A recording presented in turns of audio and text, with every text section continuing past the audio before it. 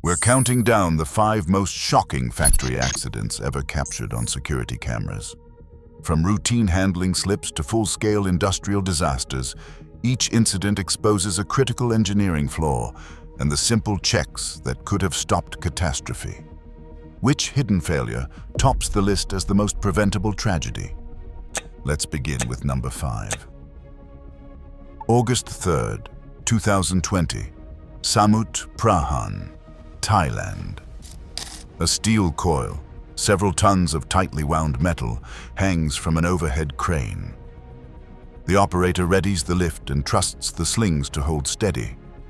But the rigging is already at risk. The sling angle stretches wide, reducing safe capacity by more than half. According to ANSI and OSHA standards, any angle greater than 60 degrees can turn a certified sling into a hidden hazard. No proof load certificate is visible, and the daily inspection checklist is missing from the work area. In seconds, the coil slips free and crashes to the floor, narrowly missing a worker. The aftermath reveals worn rigging that should have been retired, and no signed checklist confirming pre-lift checks. A crane safety inspector explains that misrigging and likely exceeded hoist capacity could have been stopped by daily pre-lift checks and proof load certificates. Routine inspection, load verification, and a simple checklist could have prevented the drop. Molten metal waits at over 1,600 degrees Celsius. A load of scrap is charged into the furnace. Hidden inside, a trace of water, barely a teaspoon, meets the liquid steel. In less than a second, that water expands more than 1,600 times, turning into a violent burst of steam. The blast hurls molten metal across the foundry floor, sending a white flash through the air and peppering nearby equipment with burning droplets. Operators scramble for cover. The explosion is over in moments, but the damage is done. This kind of wet charge incident is preventable. Industry standards require scrap to be stored under cover for at least 24 hours before charging, keeping rain and condensation at bay. Moisture meters, standard tools in modern foundries, check every load before it enters the furnace. If weather threatens, charging is suspended until scrap is dry. A foundry process safety manager puts it bluntly. A teaspoon of water in molten metal becomes an explosive volume of steam. Pre-charge moisture meters are non-negotiable. Simple protocols such as covered storage, drying periods, and mandatory moisture checks turn a potential disaster into just another routine shift. A sudden roar shakes the furnace hall. The roof of a metallurgical furnace gives way and launches a burst of molten metal and fire into the air. Inside, the temperature climbs past 5,000 degrees Fahrenheit, hot enough to vaporize steel. 2 workers, just outside the main enclosure, scramble to safety as the pressure wave rattles the building. Later inspection reveals the warning signs, a patch of spalled refractory lining, visible but left unchecked. Over time, the protective barrier had thinned, exposing the steel shell to direct heat and oxygen.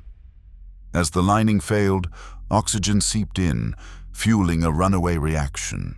Without burner interlocks or active oxygen sensors, the system kept feeding fuel. Pressure built until the weakest point, an unvented door seam, gave out. According to NFPA 86, regular refractory inspection and automated burner shutdowns are mandatory.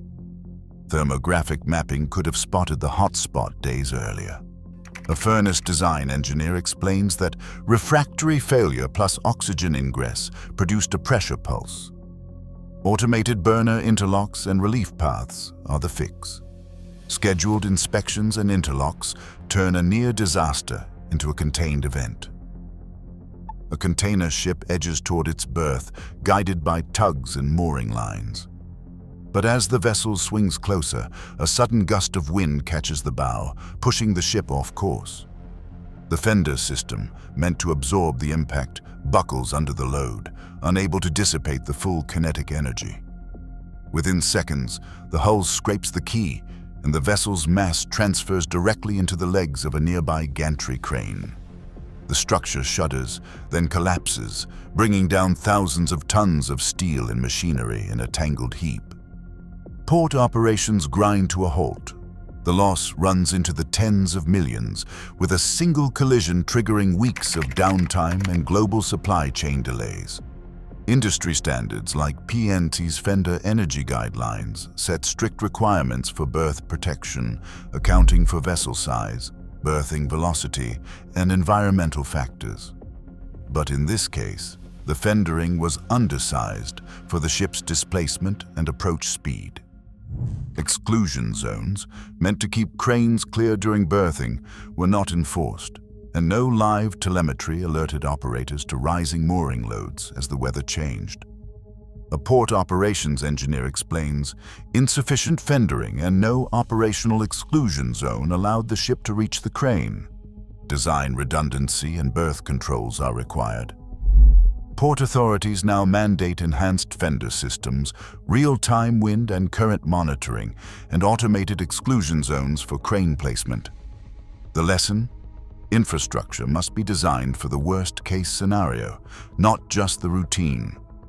When a single mistake can topple an entire terminal, engineering and operational safeguards are the only buffer between routine docking and disaster. A boiler room at Tampa Electric hums with the routine of a maintenance shift. Contractors move into work on a slag tank, even as the boiler stays online. Inside the pressure system, corrosion has thinned the steel walls, erosion that ultrasonic thickness mapping could have revealed months earlier. The relief valve, designed as the last line of defense, sits untested, stuck in place by years of mineral buildup. The annual ASME-B Beef C Section 1 test required by code never happened. On this day, a sudden surge pushes the system past its limit. Pressure spikes with nowhere to go. The relief valve fails to open. In seconds, the slag pot erupts, launching molten metal and equipment through the containment area. 3 workers, Antonio Navarrete, Armando Pitis, and Frank Jones, lose their lives. 1 survivor is left with life-changing injuries. OSHA investigators uncover missing test records, lapses in contractor integration, and a hot work permit system that broke down. The company faces $130,000 in fines and a 5-year legal battle, ending in a public admission of willful safety violations. A mechanical engineer says failed relief valves and undetected thinning allowed overpressure, and that mandatory relief testing and wall thickness mapping would have prevented this blast. Annual relief valve testing, routine ultrasonic thickness checks, and strict hot work permit rules form the backbone of modern boiler safety.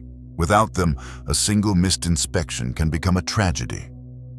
Across all 5 disasters, one fact stands out. Unseen engineering flaws trigger the worst accidents. In factories, what is overlooked is what endangers lives. Vigilance is everything.